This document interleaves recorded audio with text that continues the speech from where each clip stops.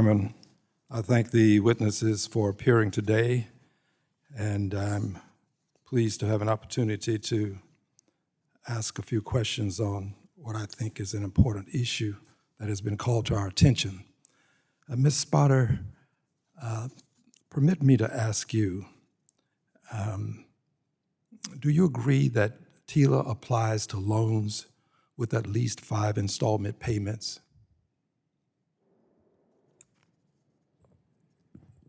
If you know. Yes, sir. I believe that TILA does apply to loans that apply to at least 5 In installment effect, payments. if you have a loan with less than 5, then TILA would not apply. I don't necessarily agree with that proposition, sir. Well, is that generally speaking what many others agree with? I think there is a presumption. I think we are still waiting for the Consumer Financial Protection Bureau to provide some clarity around the TILA disclosures, but we believe that they have the legal authority through the Truth in Lending Act to actually expand that standard. And again, this would be a disclosure standard. I understand. The point I'm making is this. It seems that many of these companies will, with intentionality, structure their loans such that they're only 4 payments. That way they don't have to engage in this debate about whether TILA applies if they move to 5 payments. Has that been the case as you have analyzed these circumstances? Yes, sir. And what I think is actually really important is, again, by their own analysis, these are not one-and-done loans. They are, in fact, loans that are you take out one, and then a day later you take out another, and then or 2 weeks later you take out another. And so even though we have these 4 weeks instructions, the full amount is actually far more significant, which is why the costs are more significant, and it is not a 4-week repayment period. It's, in fact, an ongoing debt.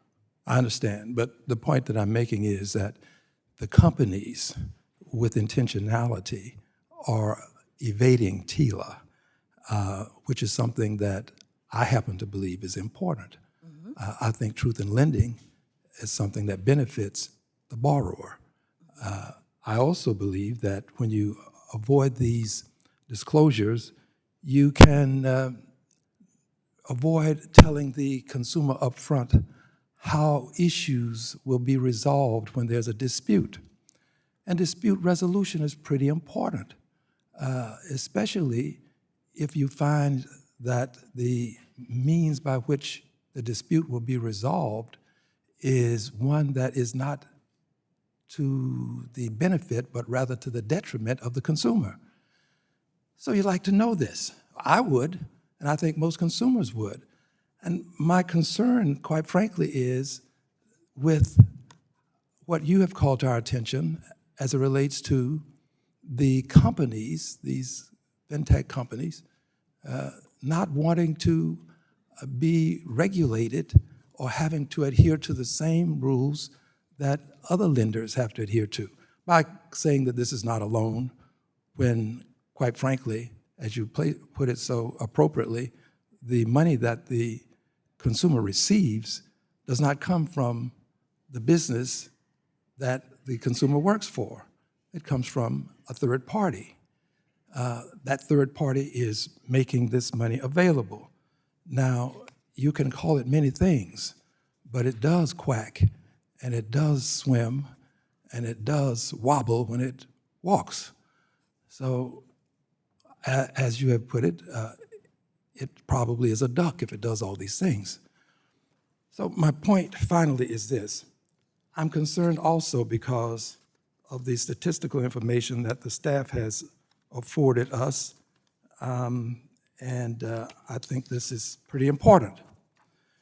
Staff has indicated that Black and Hispanic consumers are 63% and 50% respectively more likely to use these buy now, pay later products than white consumers. That's pretty important. Blacks and Hispanics are more likely to make less, earn less, and as a result need these products more, and as a result become victims more so than other folk. They also indicate to us that, this is important, female consumers are 35% more likely than males to use these buy now, pay later products. Well, we know that females don't get equal pay for equal work in our society. We don't like to admit it, but it's true. Thank you for the time, Mr. Chairman.